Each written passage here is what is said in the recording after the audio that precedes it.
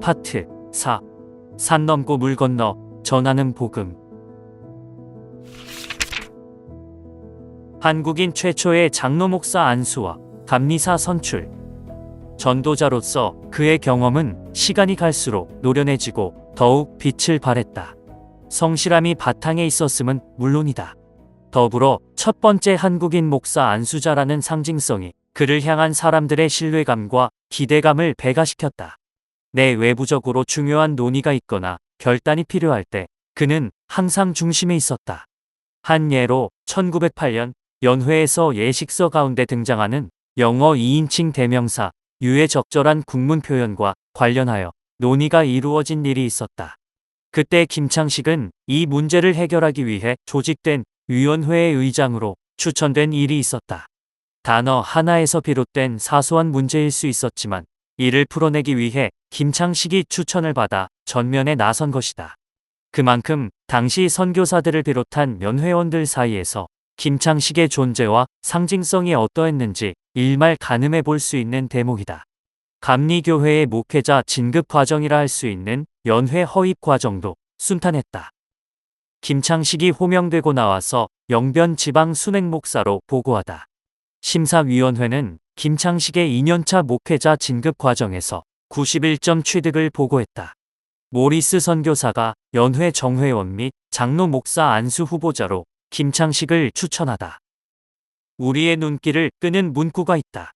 1908년 3월 13일 연회 셋째 날 김창식이 장로 목사 후보자로 추천되었다는 점이다. 1901년 5월에 집사 목사 안수를 받은 이후 7년 만의 일이었다. 그때는 동료 한국인 김기범과 함께 안수를 받았으나 이번 장로 목사 안수례는 김창식이 한국인으로는 유일했다. 그렇게 연회에서 장로 목사 안수 대상자로 추천받고 이틀 뒤인 3월 15일 그는 루퍼스 선교사, 테일러 선교사와 함께 당시 한국에 주재하던 미국인 감독 해리스 선교사로부터 장로 목사 안수를 받았다. 해리스 감독은 연회원들 앞에 김창식을 비롯해 그해 목사 안수자들에 대한 증명서를 공식적으로 발급해 주었다. 안수 증명서. 1908년 3월 15일 서울에서 박원백, 장낙도, 이익모에게 집사 목사 안수를, 테일러, 루퍼스, 김창식에게 장로 목사 안수례를 행함. 또한 1908년 3월 17일에는 현순에게 집사 목사 안수례를 행함. 감독 해리스. 게다가 그의 장로 목사 안수는 한국선교연회에서 정식 연회로 승격하면서 이뤄진 일이라 상징성도 컸다. 한국의 감리교회가 독자적인 연회 조직을 갖추게 되면서 목사 안수를 비롯한 독립적 교회 행정 및 사무 처리가 가능해졌다. 이것은 한국 교회가 자치를 향한 한 걸음 전진을 이루었다는 의미다. 동시에 김창식이라는 토착인 장로 목사가 배출되면서 미 감리회 내에서 한국인이 단독으로 세례와 성찰례를 주관할 수 있게 되었다. 김창식 개인은 물론 한국인 목회자들 입장에서도 상당히 자부심을 느낄 만한 일이었다. 선교사들도 그의 장로 목사 안수를 진심으로 축하했다. 특히 그와 친분이 두터웠던 모리스 선교사는 그의 연회원들 앞에 나가 김창식의 헌신과 그 열정에 대해 높이 치켜세울 정도였다. 저는 우리 김창식 형제의 말로 헤아릴 수 없는 커다란 헌신에 대해 말하지 않을 수 없습니다. 그는 열정적으로 헌신하고 있으며 하나님은 그의 헌신을 크게 축복하십니다. 그의 책임 아래 담당 구역 내의 모든 활동이 성장하였습니다. 저는 이번 연회에서 그가 정회원으로 허입되었다는 사실이 참 자랑스럽습니다. 김창식에게 영예로운 순간은 여기서 그치지 않았다. 2년 뒤인 1910년 연회에서도 김창식 개인과 한국교회에 있어 상당히 경사스러운 일이 일어났다. 김창식이 한국인 최초의 지방 감리사로 임명받은 것이다. 참고로 감리사란 감리교 교직 가운데 하나로 일정 지역 내의 여러 교회와 목회자들을 아우르는 지방회의 최고 책임자 역할이었다. 지방 내 교회들의 영적 치리와 사무를 맡아 관리하는 주요한 직임이었기 때문에 그동안은 주로 서양 선교사들이 맡고 있었다. 그런데 그 자리를 한국인으로서 김창식이 처음으로 맡게 되었던 것이다. 당시 연회 분위기를 기록했던 루퍼스 선교사는 교역자 파송과 관련하여 두 가지 주목할 만한 부분이 있다. 바로 김창식이 한국인 최초로 지방감리사에 선출된 일이다. 그리고 평양 숭실학교 졸업생인 손정도가 중국의 선교사로 파송된 일이다 라고 언급하며 그 뜻깊은 의미를 밝혔다. 따라서 전에는 김창식이 개체 교회 교인들만 돌보면 되었으나 앞으로는 지방에 소속된 목회자들의 형편까지 책임져야 하는 위치에 올랐다고 알 수 있었다. 이것은 그 자체로 명예인과 동시에 좀 더 무거운 책임을 요구받는 일이었다. 특히 교회 행정상에 담당해야 할 역할들이 많아졌다. 몇 가지 예를 들자면 그는 미 감리회 내에서 다양한 역할과 중책을 두루 맡으며 소위 한국인 목회자들의 맏형 역할을 소화했다. 1909년에는 미 감리회 한국 선교 25주년을 기념하기 위한 목적으로 개교회별 임원들의 연보를 독려하는 등 지도력을 발휘한 일도 있었다. 1910년에는 그 연장선상에서 연회로부터 25주년 기념위원회 위원으로 참여하며 활동했다.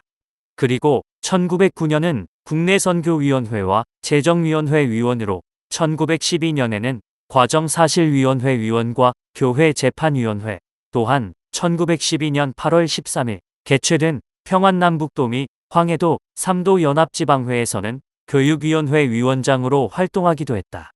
그만큼 주위에서 김창식에 거는 기대와 신뢰가 높았다.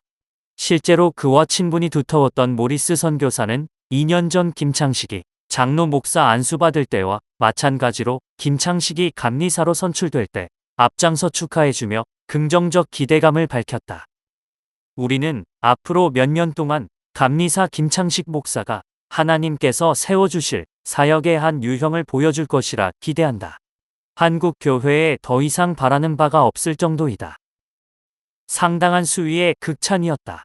주위에서 다들 자신을 추켜 세우니 혹 김창식은 우쭐댈 법도 했다. 그러나 그는 겸손을 잃지 않았다. 1901년 집사 목사 안수를 받을 때 들었던 무어 감독의 권고를 잊지 않았고 이후로도 항상 자기 점검에 신경을 썼다. 1908년 장로 목사 안수를 받고 1910년 감리사로 선출된 이후에도 목사 김창식은 본인에게 맡겨진 우선순위, 즉 그리스도의 복음을 전하는 일에 소홀하지 않았다. 전도의 끈을 놓지 않았던 것이다. 멈추지 않는 복음 전도의 여정. 사도 바울은 예수 그리스도를 위해 평생 헌신했다.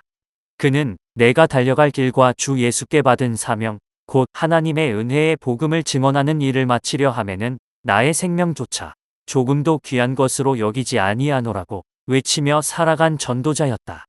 복음을 위해 목숨까지도 버릴 각오가 되어 있던 자였다. 김창식도 그러했다. 목사, 감리사와 같은 직분은 자신이 그저 예수 그리스도의 복음을 전하기 위한 역할에 불과했다. 전도자로서 책임감은 여전했다. 1908년 영변 지역에 부임하여 활동한 첫 해 보고만 보더라도 그가 얼마나 적극적으로 전도 목회에 임했는지 확인할 수 있다. 영변 지방 순천 및 신창 지역의 교회 18처, 예배당 9처, 1년간 학습 세례 입교받은 자의 수 181명, 원입인 325명, 모두 합쳐 교인 905명이요.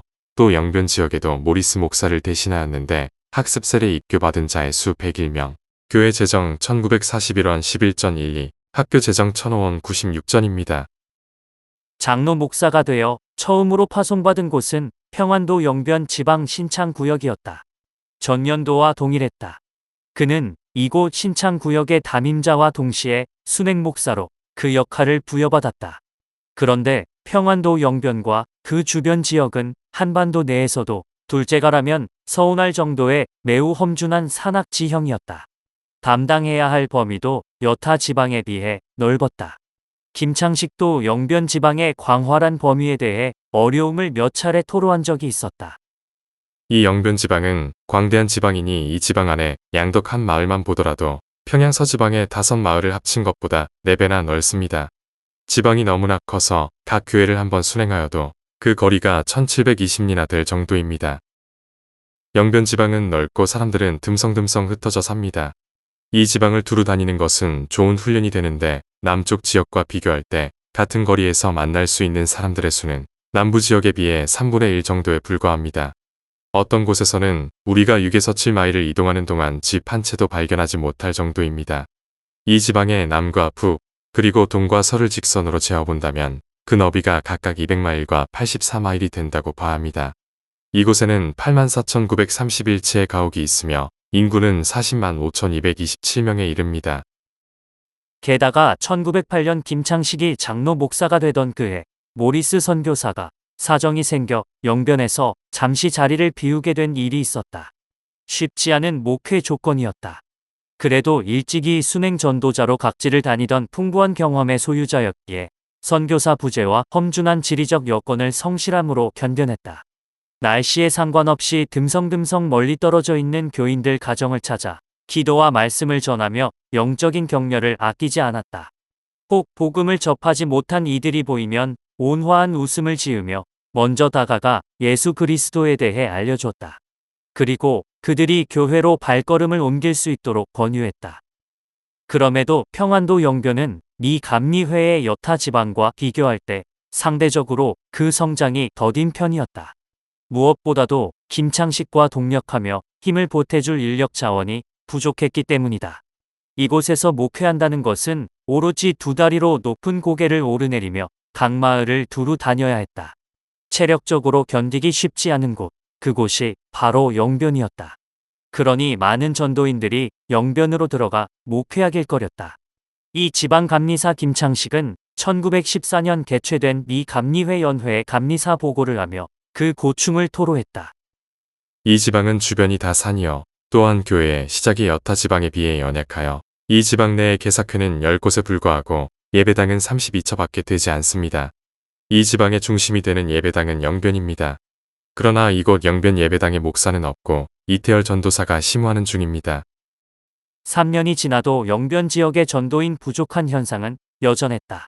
김창식은 그 상황을 매우 안타깝게 바라보며 미 감리회 연회에 재차 간절히 도움을 요청했다. 영변에는 7,000명 넘는 인구가 있는데 그 가운데 교인 410명, 목사 1명, 권사 1명만 있을 뿐입니다. 이 두 사람으로는 영변 지역 전체의 인구의 30%도 감당하기가 쉽지 않습니다. 나머지 70%는 전도자를 보지도 못하고 그에 관해 들은 적도 없습니다.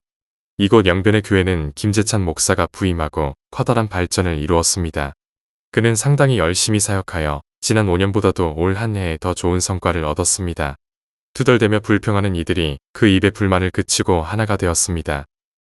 다행히 동력자 김재찬 목사의 수고와 노력으로 영변교회는 긍정적인 성과를 얻을 수 있었다. 심적으로도 김재찬과 김창식은 하나가 되어 연합하는 모습을 보여줬다. 그러나 선교를 위한 인력 자원의 부족은 영변 지방 내 다른 구역에서도 마찬가지였다. 금광으로 유명한 운산 구역과 관련하여 김창식은 동일한 고충을 토로하고 있었다. 운산읍, 매봉, 지루발비, 북진, 다리골, 이 여러 곳의 전도인은 이화백 한 사람뿐입니다. 따라서 교인들의 지식적인 부분은 아직 열리지 못하고 있는 형편입니다. 또한 자주 돌아보지 못하는 이유로 여러 해 발전하지 못하고 있습니다. 그 가운데 북진에는 교인이 적은 편은 아닙니다. 학교 재정도 적지 않으며 또 거주자들의 집은 수천 호에 이를 정도입니다. 그러나 일할 수 있는 인력 자원이 없는 것, 저는 그것이 그저 안타까울 뿐입니다. 1년 뒤에도 이곳에 일할 수 있는 전도인을 보내달란 그의 간절한 호소는 멈추지 않았다. 운산읍 교회는 좀 연약하지만 북진 교회는 발전해가고 있는 중입니다. 이곳 북진의 거주민 호수는 1000여 호에 불과한데 1만 명은 이곳을 떠나지 않고 있습니다. 만일 이곳에 1000명 정도가 수용될 수 있는 예배당이 있다면 1, 2년 사이에 1000명의 교인을 얻을 수 있을 거라고 합니다. 이곳은 이름난 금광이 있는 곳으로 사방에서 이사하여 들어와 사는 교인도 많고 또 혼자 들어와서 노동하는 자도 적지 않습니다. 예배당은 협소하여 어려움이 있습니다. 이곳 교우들이 성심으로 예배당을 건축하기 위해 헌금한 돈이 수백 원에 이르지만 이것으로는 부족하기 때문에 밤낮 고민 중에 있습니다. 이곳에는 5곳의 예배당이 있지만 전도인은 1명뿐입니다. 권사는 1명도 없습니다. 그러므로 금년에는 적어도 운산읍과 북진의 전도인 하나씩 보내주셔야 할 것입니다. 영변 지방 내 또 다른 사역지인 신창구역, 희천구역도 마찬가지였다. 신창 이 교회는 영변 지방 안의 중요한 교회입니다. 남녀 학교도 있고 교인 수도 적지 않으며 또한 사람들이 살기에도 크게 유망한 곳입니다. 그러나 적당한 일꾼이 없다는 사실은 안타깝습니다. 이 희천교의 일을 말씀드리고자 하는데 전도인이 없는 걱정부터 먼저 나옵니다. 이 구역은 상당히 넓은데 그저 전도인이 한 명뿐이니 어찌 교회가 성장하기를 바랄 수 있겠습니까? 마치 예수께서 목자 없이 방황하는 양떼를 보시고 제자들에게 추수할 것은 많은데 일꾼이 참 적구나. 추수하는 주인에게 청하여 추수할 일꾼들을 보내달라고 부탁하라고 명령하신 그 모습과도 같았다. 다행히 김창식의 지속적이고도 간절한 호소가 미 감리회 선교사 및 목회자들의 마음을 움직였다. 1917년 미 감리회 연회에서 영변 지방 선교적 고충을 고려하여 여성 선교사와 한국인 교역자, 전도부인, 매서인 등 이전보다 많은 인적 자원을 파송해 주었기 때문이다. 인력이 충족되는 지역은 김창식의 예상대로 빠르게 성장했다. 양덕과 맹산구역이 그 저력을 보여주었던 대표적인 예이다. 양덕과 맹산 두 마을의 교회는 작년부터 전도인 두 분이 힘써 일하신 결과 잘 되는 중입니다. 또한 연회에서 파송한 김원각 전도사가 힘써 순행 전도한 결과 새로 믿는 사람도 많이 없고 또 기도의 처소도 많이 생겼습니다. 그중 양덕군 평창교회에서는 새로 믿는 형제들도 성심으로 사경회에 참석하여 많은 유익을 얻었습니다.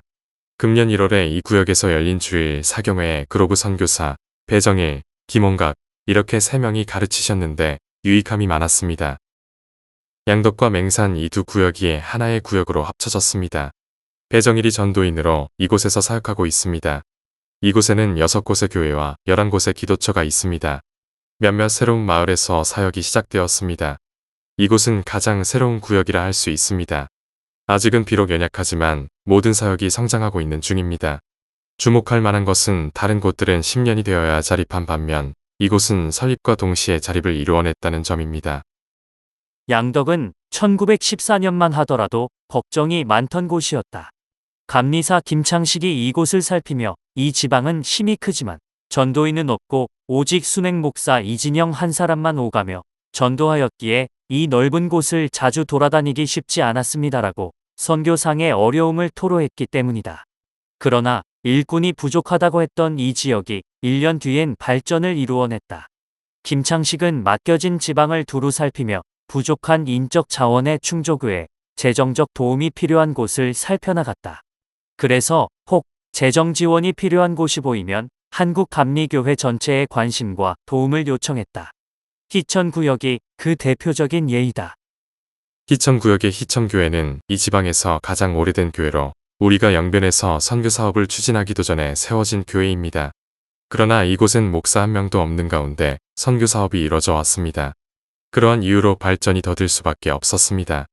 평소에 본업을 하며 선교를 감당하는 본처 전도사 한 사람만 홀로 이곳에서 모든 사역을 담당하고 있을 뿐입니다. 하나 흥미로운 것은 희천에 속한 8개 도시에 각기 기독교인이 있다는 사실입니다. 이는 매우 위대한 약속이라 하지 않을 수 없습니다. 이 부분을 자세히 바라보며 희망을 품고 있습니다. 이곳이 안주에서 강계로 이어지는 중심지이고 많은 여행객들이 이 도시를 거쳐감과 동시에 상당히 부유한 주민들이 살고 있기 때문입니다. 이곳은 성장하고 있기 때문에 우리는 이 지역 사람들의 요구에 잘 대응하며 발전해가야 할 것입니다. 이에 대비한 계획을 세워야 합니다. 문제는 여기에 예배당이 없다는 사실입니다. 전에 있던 건물은 매각된 상황이나 새로운 부지를 매입했습니다. 예배당 건축 비용으로는 1,000엔이 소요되나 현재 우리는 500엔만 가지고 있을 뿐입니다. 이를 위해 선교부에서 500엔을 지원해 준다면 이곳에 적절한 예배당을 세울 수 있으며 그 선교 사업은 크게 성장하게 될 것입니다. 이처럼 영변, 운산, 신창, 양덕, 맹산, 희천, 태천 등 넓은 영역을 관할하는 영변 지방은 비록 험준한 산악지형으로 구성되어 여러 가지 목회적 어려움이 있던 곳이었지만 인력과 재정이 적절하게 보충된다면 충분히 성장 가능성이 큰 지역이었다. 한 예로 영변 지방에 속한 또 다른 구역, 태천이 그러했다. 1915년 김창식은 감리사로서 각 지역을 두루 다니면서 평안북도 남서쪽 내륙에 위치한 태천을 주목했다. 그리고 이곳이 영변 지방의 북쪽에 위치한 여러 지역 중 가장 전망이 밝다고 보았다. 그렇게 그는 각지를 순행하며 해당 지역이 품고 있는 가능성을 발견하고자 했다. 부정적인 상황에 매여 힘들어하기보다 가능성을 보며 긍정적 미래를 보았다는 말이다. 이와 같은 선교적 자세로 사역을 했기 때문에 남들은 어렵다고 기피한 영변 지방에서의 사역을 성실히 감당해 나갈 수 있었다. 1910년에 1년간 잠시 평양 서지방 감리사로 활동한 것을 제외하고는 1908년 3월 장로 목사 안수를 받고 1917년까지 6월까지 그는 영변 지방의 구역 탐임자, 순행 목사, 감리사 등을 맡아 그리스도의 복음을 전하는 일에 최선을 다했다. 이처럼 김창식의 목회는 어느 한 도시에 매이지 않고 여러 마을을 포함하며 지역별 경계를 넘어서 이루어졌다. 또한 사경회가 열릴 때마다 그는 단골 강사로 초대받으며 교인들의 영적 훈련을 책임졌다. 그러나 그가 사경회에서 주로 강조하던 것은 전도였다. 참고로 1913년 8월 6일부터 10일 동안 평양 남산현교회에서 개최된 지방사경회 당시 김창식은 전도인의 자격과 직분이란 과목을 가르친 일이 있었다. 그만큼 그의 활동 반경과 관심은 복음 전도에 맞춰졌다. 그는 사경회 참석자들에게 스스로가 체득한 전도의 경험과 노하우를 공유했다. 그의 설교와 강연을 들은 자들은 영변 지방의 대표적 복음 전도자로 김창식을 떠올렸다. 그렇게 그는 사도 바울과 같은 복음 전도자로 한국 교회에 이름을 알리기 시작했다. 한강 이남으로 1892년 8월에 개최된 미 감리회 한국선교회에서 연례회의를 주재한 말랄류 감독이 폴 선교사를 평양 지역 담당으로 파송하면서 그의 조사인 김창식도 여기에 합류했다. 김창식은 그 이후로 줄곧 평양, 삼화, 수안, 신계, 연안, 진남포, 영변 등 한반도 북쪽 지역을 벗어나 사역한 적이 없었다. 간간히 사경회 등 각종 집회 강사 혹은 회의 참석자로 남쪽에 내려와 주어진 역할을 수행한 일이 있었지만 그는 북측 지역에 특화된 전도자였던 것이다. 그러던 중 1918년 6월 19일부터 24일까지 서울 정동 제1교회에서 제11회 미 감리회 연회가 개최되었다. 이때 그는 한국에 주재하던 웰치 감독으로부터 경기도 수원 지방에 파송을 받게 된다. 맡겨진 역할은 순행 목사였다. 참고로 당시 수원 지방 감리사는 일찍이 1890년대 중반부터 평양에서 함께 사역했던 노블 선교사였다. 오랜만에 노블 선교사와 만나 동역할 수 있다는 것은 김창식에게 커다란 기쁨이었다. 더불어 그동안 영변 지방 감리사로 활동하며 수고했는데 감리사란 중한 직임을 내려놓을 수 있다는 것도 나쁘지 않았다. 그러나 감리사란 직임만 내려놓았지 사역의 강도는 전과 마찬가지였다. 순행 목사였기에 감리사 못지않게 이전처럼 곳곳을 두루다니며 살펴야 했다.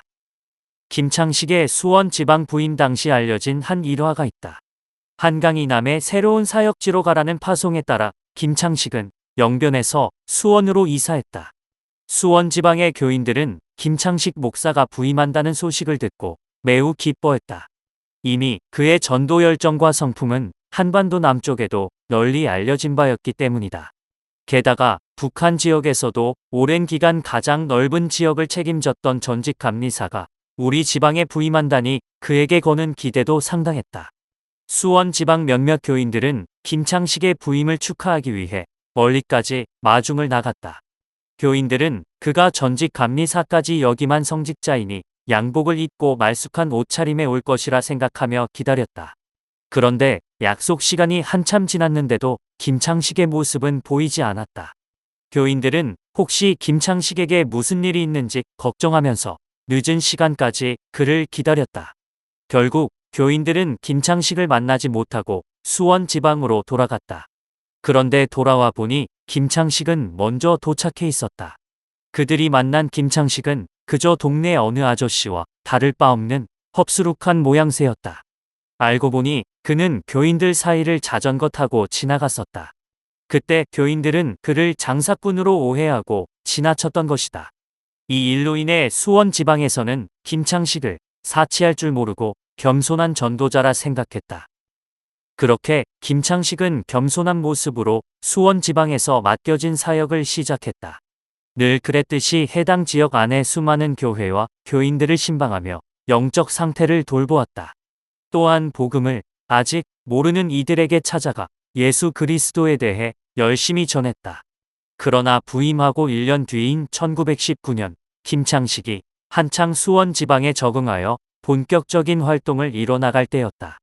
우리 민족사에 커다란 사건이 일어났던 것이다. 바로 3.1 운동이었다. 이 만세운동으로 인하여 우리 민족은 일제로부터 억압받는 현실과 독립 추구의 간절한 열망을 대내외에 알렸다. 비폭력 저항운동으로 진행된 3.1 운동은 우리의 민족의식과 정신을 다시 한번 확인할 수 있는 시간이기도 했다.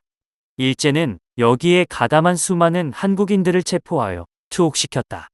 수감된 이들은 일제로부터 혹독한 고문을 받아야 했다.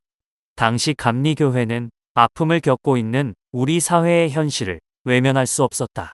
3.1 운동으로 투옥된 자들 가운데는 감리교인들도 상당수 포함되어 있었다.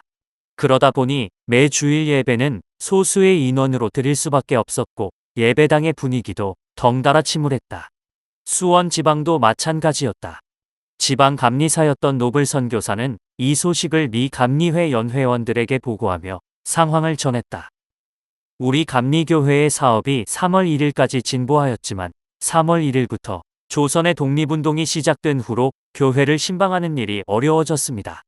선교사들이 예배당을 찾아간 후엔 일본 순사들의 조사가 심해졌습니다. 그리하여 9월 1일까지 교회를 둘러보기가 곤란하였습니다. 우리 지방에서는 목사 4명과 인도자 13인이 수감되었고 교인 13명이 일본 군인들에게 피살되었습니다. 모두 합쳐 교역자 52인이 없어졌습니다. 그 가운데 목사 3인은 풀려났고 1인은 보석되어 감옥에서 나왔습니다. 남양과 제암, 오산구역에서 7개 예배당이 일본군 병사들에 의해 파괴되었고 그 주변 329초의 가옥들이 불에 탔으며 그 결과 1600명의 사람들이 거주할 곳이 없어져 버렸습니다. 그 지역의 사상자의 수를 분명히 알기가 어렵지만 믿을 만한 소식통에 의하면 기독교인과 비기독교인을 합하여 82인이라 합니다. 그나마 남아있는 교인들은 붙잡힌 가족과 교인들 걱정에 힘든 하루하루를 보내고 있었다. 이렇게 교인들 다수가 체포되니 3.1 운동은 다른 한편 교회 내적인 문제이기도 했다. 결국 1919년 11월 6일 서울 정동 제1교회에서 개최된 제12회 미 감리회 한국연회에 이 문제와 관련한 논의가 이루어졌다. 미 감리회의 평신도 대표회장 자격으로 참석한 안동원은 수감된 감리교 교인들을 도울 방법에 대해 논의하자며 관련된 청원을 올렸다. 우리 감리교회 교인 가운데 근본 독립운동으로 인해 수감자가 다수 발생한 바 교역자는 연회에서 관련 문제를 처리한다고 하므로 평신도 가운데 수감된 자들을 위해 전국 교회에서 크리스마스 날에 특별히 연보하여 그 가족을 구휼하기로 본회의에서 가결되었으니 이를 실시할 수 있도록 조치해 주기를 청원합니다. 미 감리회도 3.1 운동으로 인한 여파를 해결하기 위해 남아있는 모든 교회와 교인들이 합심하여 나섰다. 김창식도 붙잡혀간 가족들과의 분리와 불안한 상황에 힘들어하는 교회와 교인들을 찾아가 위로하는 데 힘을 기울였다. 함께 눈물을 흘리고 아픔 속에 있는 교인들이 다시 일어날 수 있도록 기도와 말씀으로 격려했다. 김창식 목사가 순행 목사로 담당하고 있던 이곳 수원 지방은 여타 지역에 비해 3.1 운동으로 받은 피해가 상당히 컸다. 일본군에 의해 제암리 교회가 불타고 다수의 마을 주민들이 학살당했던 사건은 해외에도 알려질 정도로 매우 충격적인 사건이었다. 감리사 노블 선교사는 제암리 교회와 지역 주민들이 당한 아픔의 실상을 연회원들에게 전해주었다. 제암리 교회에서 일본군 병사에게 피살된 자가 23인이나 되는데 현재까지 예배에 참석하는 이들은 그와 같은 생각지 못한 재앙이나 사고가 혹여나 또 일어날까 무서워하고 있습니다. 이곳 지역 교인 334인 가운데 173인은 죽임을 당하거나 감옥에 갇혔다든지 아님 도망갔습니다. 제암리에 있는 교인들은 이와 같은 예상치 못한 일을 당하여 악형과 총검의 위험을 보았습니다. 그러나 믿음이 더욱 독실해졌으며 하나님을 더욱 의지하면서 말하기를 죽음이란 언제든지 오게 될 터인데 우리를 대신하여 죽으신 주 예수께 진심으로 충성하겠다고 합니다. 그러나 불신자들은 항상 말하기를 예배당에 가지 말아라. 일본군이 또 올까 두렵다 합니다. 이것이 참 어렵습니다. 3.1 운동의 피해가 상당했던 제암리도 수원 지방에 속한 지역 중 한 곳이었다. 따라서 김창식은 이곳 교인들의 상황을 돌보지 않을 수 없었다. 순행 목사인 김창식은 제암리 교인들의 어려움을 살폈다. 가족과 동료 교인을 하루 한순간 잃게 되었던 그들의 아픔을 누구보다도 가까이 다가가 위로해 주려 힘썼다. 제암리 학살 사건 당시 살아남았던 제암리 교회 교인 전동래는 3.1 운동 직후와 관련하여 김창식에 대한 기억을 아래와 같이 떠올렸다. 학살의 난리를 겪고 금방 교회를 지어놨는데 이 동네 사람은 잘 안 왔어. 예배당은 지어놨는데 당시 김창식 목사가 감리사님이여. 사람은 없는데 목사님이라는 어느 양반을 데리고 왔어요. 그랬는데 그때 전기가 어디 있어요. 촛불 켜놓고 예배 보는데 먼저 총 맞아 돌아가신 분 아내분, 최 씨라 하는 속장님, 목사님, 그리고 제 자식들 데리고 예배를 봤잖아요. 촛불 켜놓고 그 목사님이란 분이 자꾸 애들 데려다가 참가를 시키고 전도도 하고 그러니까 애들이 잘 따르더구만요. 그래, 애들은 잘 따르는데 이 동네에서 누가 나오는 사람이 없었지요. 전동래는 김창식을 감리사로 기억했지만 순행 목사 직임을 감리사 직임으로 잘못 알고 있던 듯하다. 분명한 것은 그녀의 머릿속에 김창식의 모습이 선명하게 각인되어 있었다는 것이다. 그는 수시로 제암리에 찾아와 상황을 살펴보았으며 가까스로 살아남은 교인들을 개별적으로 찾아가 심적, 영적 상태를 돌보았다. 동시에 불에 타 없어져 버린 예배당을 다시 세울 수 있도록 힘을 기울였다. 심적 고통과 트라우마가 큰 상황 속에서도 김창식은 제암리 교회 교인들을 독려했다. 결국 교인들은 서로의 마음을 합하여 새롭게 예배당을 세울 수 있었다.